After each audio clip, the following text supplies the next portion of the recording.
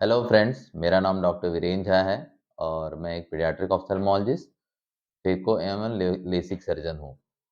अब इस वीडियो के माध्यम से मैं एक आँख की बहुत इम्पोर्टेंट डिज़ीज़ के बारे में डिस्कस करना चाहता हूँ, जिसको कि हम ग्लूकोमा या फिर सामान्य भाषा में काँचबीन या काला मोतिया कहते हैं। ग्लूकोमा क्या होता है और इसका अर्ली डायग्नोसिस और ट्रीटमेंट क्यों इम्पोर्टेंट है, यह जानना बहुत ज़रूरी है। ग्लूकोमा बेसिकली हमारे कोई भी कोई भी ऑब्जेक्ट जो गोल होती है, उसके अंदर एक प्रेशर होता है।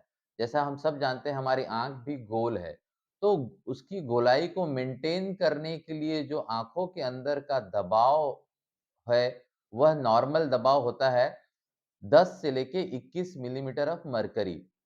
अगर यह दबाव किसी कारणवश उससे ज़्यादा बढ़ जाता है और जो आँखों की नस होती है, जो कि सिग्नल लेके ब्रेन में जाती है, उसको वह धीरे-धीरे डैमेज करने लग जाए, तो इस स्थिति को हम ग्लूकोमा बोलते हैं।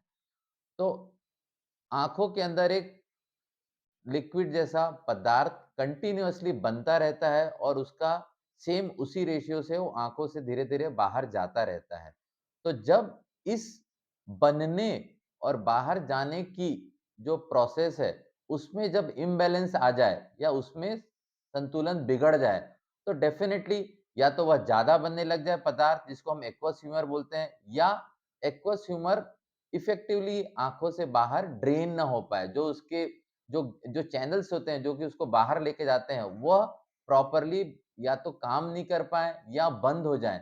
तो जब ड्रेनेज और फॉर्मेशन में इम्बैलेंस आता है, तो डेफ़िनिटली आई का प्रेशर रेज़ होगा और हमारे नस को डैमेज करेगा।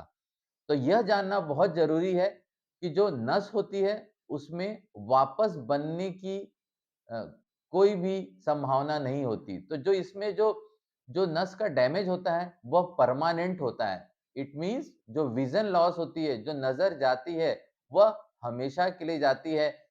मोतियाबिंद में जो नज़र जाती है, उसको जैसे ही आप मोतियाबिंद को ठीक करते हैं, वह वापस आ जाती है। पर काँचबीन में जो नज़र जाती है, काँचबीन को अगर आप कंट्रोल भी कर ले, तो वापस नहीं आ सकती। तो अगर हम सिंपल शब्दों में समझे, तो काँचबीन को हम स्टेबलाइज़ कर सकते हैं ट्रीटमेंट के माध्यम से, पर जो नज़र गई है, उसको हम वापस पा नहीं सकते या वापस मरीज़ों को दे नहीं सकते।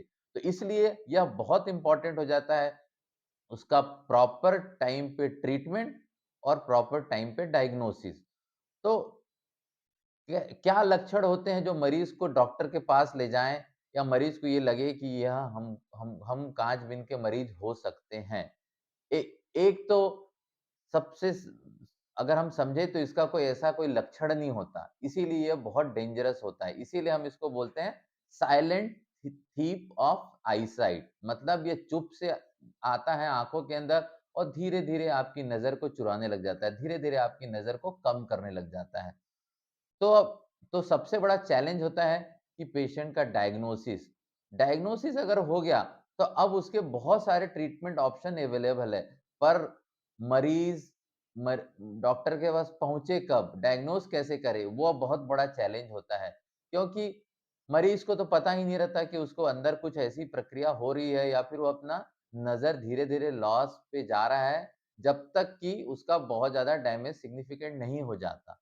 तो ये एक चीज़ होती है कि अगर घर में पेरेंट्स को या ग्रैंड-पेरेंट्स को काँच-बीन की हिस्ट्री रही हो, तो definitely you are at risk of having glaucoma. तो उस केस में आपको अर्ली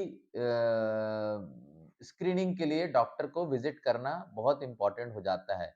या रूटीनली 40 साल की उम्र में आप डेफ़िनेटली एक बार सिंपल आई स्क्रीनिंग कराइए जिसमें कि आपको डॉक्टर आपका प्रेशर चेक करेंगे, आपका पर्दा चेक करेंगे और आँखों के जितने भी इम्पोर्टेंट स्ट्रक्चर उसको चेक करेंगे और उस समय अगर वह कुछ भी लगता है तो उसको डायग्नोज़ करने के लिए आपको फर्दर टेस्ट आपको एडवाइस करेंगे डॉक्टर। तो काँच-बीन में जो टेस्ट अपने पास अभी अवेलेबल है एक तो हम जानते हैं कि डेफ़िनेटली प्रेशर जो हो आप चेक करते हैं या तो प्रेशर हम आजकल नॉन कॉन्टैक्ट मीटर से भी चेक करते हैं और अगर उसमें बढ़ा हुआ आता है, तो उसको हम अपने एप्लानेशन टोनोमीटर से रिकन्फर्म करते हैं। और अगर उसमें भी बड़ा आता है तो डाउट रहता है कि हाँ डेफ़िनेटली काँचबीन हो सकता है। हर प्रेशर बढ़ा ज़रूरी नहीं है कि हम काँचबीन हो ही। तो जब प्रेशर बढ़ा आता है तो उसको फर्दर रिकन्फर्म करते हैं कुछ और टेस्ट के द्वारा कि हाँ मरीज़ को काँचबीन है। तो और टेस्ट क्या होते हैं? अगर प्रेशर बढ़ा हुआ आता है तो हम डायलेट करके आपको ऑप्टिक नर्व को हम डायरेक्ट स्लिट लैम्प से 90 डी के माध्यम से हम देखते हैं और उसमें हम डैमेज लगता है कि हाँ आपका ऑप्टिक नर्व का कप साइज़ बड़ा है या उसमें भी डैमेज हो रहा है तो उसका डाउट आता है। उसके बाद हम एक पेरीमेट्री टेस्ट होता है जिसको फील्ड टेस्ट बोलते हैं, वह करवाते हैं। उसमें भी अगर कुछ फील्ड चेंजेस आते हैं तो हमको समझ में आता है कि मरीज़ को ग्लाउकोमा की प्रॉब्लम है और उसमें डैमेज स्टार्ट हो गया है। अब इससे भी आगे एक जैसे कि बॉडी में ब्रेन में सीटी स्कैन होता है, वैसे ही आँख का भी एक सीटी स्कैन होता है जिसको ओसीटी बोलते हैं। तो ऑकुलर कोहेरेंस टोमोग्राफ इससे हम आँखों की जो नर्व फाइबर लेयर होता है उसका स्टडी कर सकते हैं और उसकी उसकी थिकनेस में कोई चेंज तो नहीं है। नॉर्मल थिकनेस जो उस एज के लिए होना चाहिए उससे पतली तो नहीं हो गई या उसमें डैमेज तो नहीं हो रहा है। ये सब पता करके अर्ली स्टेज में हम काँच-बीन का पता कर सकते हैं।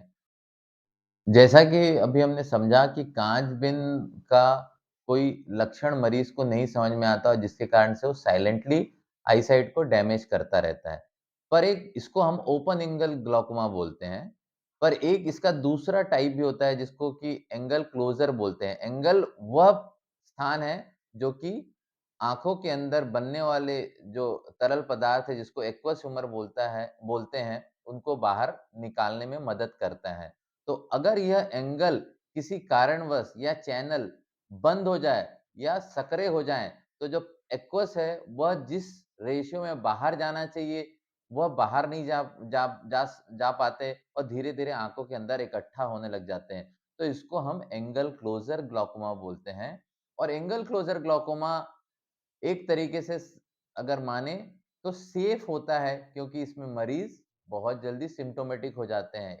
कई बार इसका अटैक आता है जिसको एक्यूट एंगल क्लोज़र ग्लाउकोमा बोलते हैं।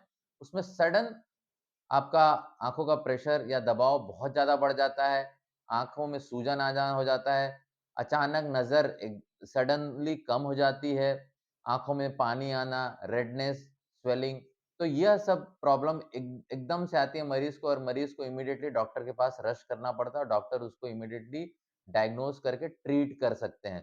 तो यह एक सडनली आँखों में प्रॉब्लम पैदा करती है।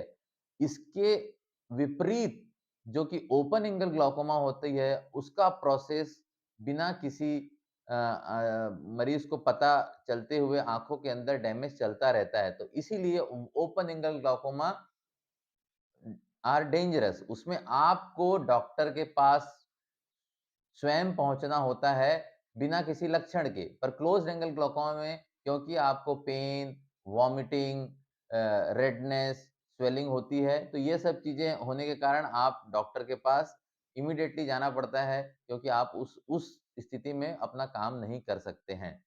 तो ये 2 टाइप के कांच-बीन हमने समझे और हमने अभी समझा ओसीटी क्या होता है, एप्लानेशन टोनोमीटर क्या होता है और फ़ील्ड्स क्या होते हैं। फ़ील्ड बेसिकली एक एक मशीन होती है जो कि अर्ली स्टेज में कांच-बीन को डायग्नोसिस करने में हेल्प करती है। तो अभी तक हमने समझा कांच-बीन के एट रिस्क मरीज़ कौन से होते हैं, इसके लक्षण क्या होते हैं और इसके डायग्नोस्टिक टूल क्या होते हैं। अब हमारे पास साइंस ने इतनी तरक्की कर ली है कि इसको कांच-बीन का मेन जो ट्रीटमेंट होता है, वो मेडिकल ट्रीटमेंट होता है या with the help of some eye drops और या फिर लेज़र से हम कुछ प्रोसेस करते हैं जिसको हम पेरिफेरल एरेक्टोमी कहते हैं, वह हम यूज़ कर सकते हैं। क्योंकि आई ड्रॉप्स इतनी ज़्यादा अच्छी आ गई है कांच-बीन को ट्रीटमेंट के लिए कि मोस्ट ऑफ द टाइम हम को सर्जरी के चुनाव में जाने की आवश्यकता नहीं पड़ती। पर कांच-बीन में सबसे इम्पोर्टेंट है कि आप एक टाइम फिक्स करें कि भाई इस समय हमने ड्रॉप डालना है, तो उस समय ही आप नेक्स्ट डे ड्रॉप डालेंगे और इसके लिए बहुत ज़रूरी है जैसे कि आप खाना रोज़ खाते हैं, ड्रॉप्स भी नियमित रूप से हर दिन डालना है आपको। सपोज़ आपने रात को 8 बजे फिक्स किया है तो बेहतर रहेगा कि आप उसको 8 बजे डालिए। ऐसा नहीं कि उसको कल 10 बजे डाल दिया, उसके बाद किसी दिन 6 बजे डाल दिया। क्योंकि उसका कॉन्सन्ट्रेशन बॉडी में मेंटेन रहना बहुत ज़रूरी है। तो ये एक एक फिक्स टाइम का आप चुनाव कर लीजिए कि इस समय मैं आराम से ड्रॉप डाल पाऊँगा। अगर आप कहीं बाहर ट्रैवल पे हैं, तो उसकी दवाइयाँ ज़रूर अपने साथ रखें। एक बार खाना अगर नहीं खाएँगे, तो कुछ नहीं होगा, पर अगर ड्रॉप्स नहीं डालेंगे, तो डेफ़िनिटली ये आपको इरिवर्सिबल डैमेज आईसाइट को कर सकता है। तो सेकंड आता है उसका या तो फिर डॉक्टर अगर आपको लगे कि ड्रॉप सही से काम नहीं कर रहा है, तो हो सकता है वो दूसरा ड्रॉप ऐड कर दें जो कि फर्दर आपकी ट्रीटमेंट में हेल्पफुल हो।